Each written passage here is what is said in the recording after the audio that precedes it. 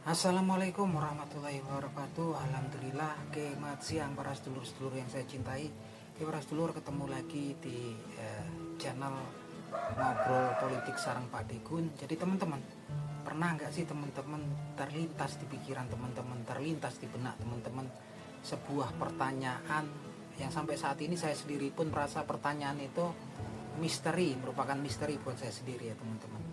Yaitu kenapa nih sosok Anies Baswedan ini sepertinya merupakan sosok yang menakutkan, sosok yang mengkhawatirkan buat Mr. X ya, yang sepertinya memang Mr. X ini ada gitu kan, menggerakkan invisible hand, tangan-tangan yang tak terlihat yang sepertinya tidak mengotak-atik ataupun mengatur suasana demokrasi di negeri kita ini.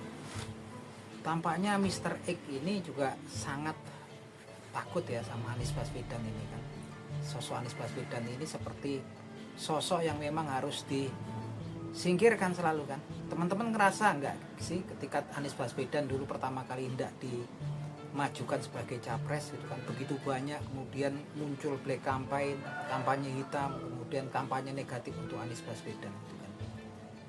Oke, kalah dia di pilpres gitu kan, maju kalah gitu kan, dengan susah payah akhirnya bisa maju kan Anies Baswedan. Tampak di situ memang ada upaya-upaya daripada invisible hand yang memang sepertinya berusaha untuk menyingkirkan si sosok Anies Baswedan.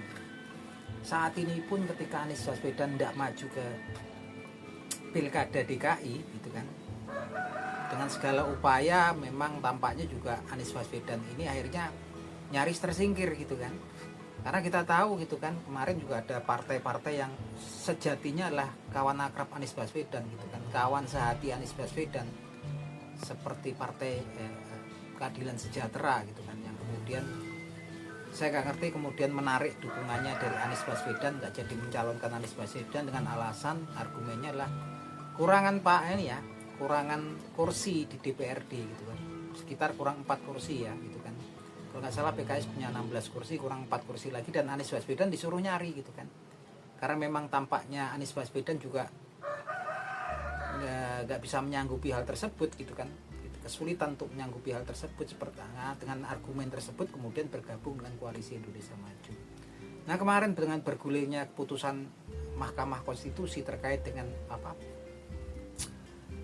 peraturan atau persyaratan daripada pengajuan calon kepala daerah di Pilkada 2024 ini memungkinkan sebenarnya untuk partai-partai yang sejatinya asal muasalnya lah friendnya Anies Baswedan gitu kan, brothernya Anies Baswedan gitu kan, mereka bisa mencalonkan sendiri Anies Baswedan gitu kan. Tapi nyatanya juga sampai sekarang juga enggak kan gitu kan.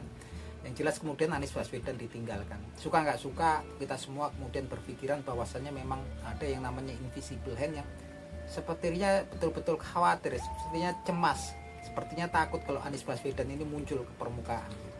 Saat ini pun ketika kemudian Anies Baswedan ada sinyal-sinyal kuat akan dicalonkan sebagai calon daripada Partai Demokrasi Indonesia Perjuangan, sepertinya usaha-usaha untuk membenturkan gitu kan antara internal PDI Perjuangan terkait dengan pencalonan Anies, rencana pencalonan Anies Baswedan itu pun begitu kuat gitu kan. Salah satunya adalah kenapa sih kok PDI nggak mencalonkan Bapak Basuki Cahayapurnama ataupun Ahok gitu kan.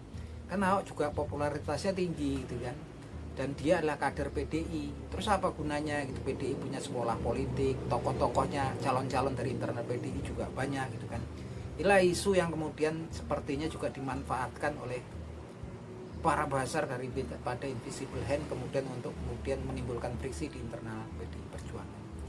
Nah teman-teman, kalau saya sendiri sih kenapa kemudian Anies Baswedan ini muncul dianggap sebagai tokoh yang harus disingkirkan gitu kan. Saya sendiri berpikir karena Anies Baswedan ini dia orang yang betul-betul kompeten ya, nyaris perfect gitu kan, nyaris sempurna dari basic pendidikannya gitu kan, dari cara dia bersikap, dari cara dia berbicara, dan dia juga sepertinya orang yang susah diintervensi gitu kan, nggak bisa kemudian diatur-atur gitu kan.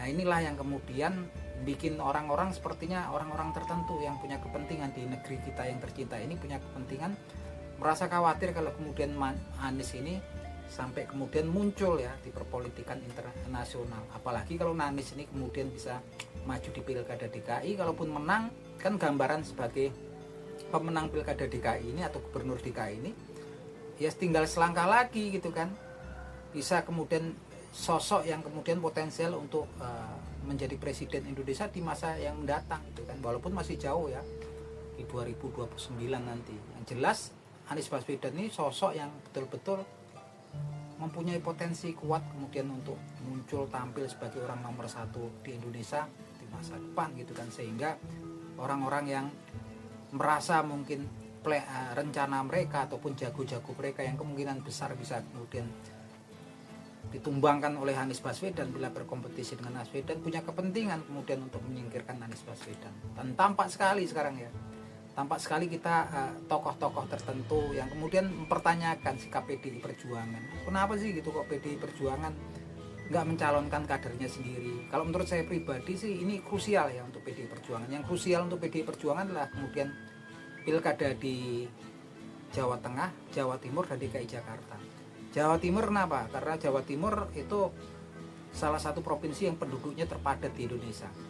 Ini sangat penting untuk PDI Perjuangan kemudian bisa kadernya ataupun orang-orangnya kemudian terpilih menjadi kepala daerah di Jawa Timur. Yang kedua adalah Jawa Tengah. Ini kandang banteng, lumbung suaranya Partai Demokrasi Indonesia Perjuangan secara tradisional.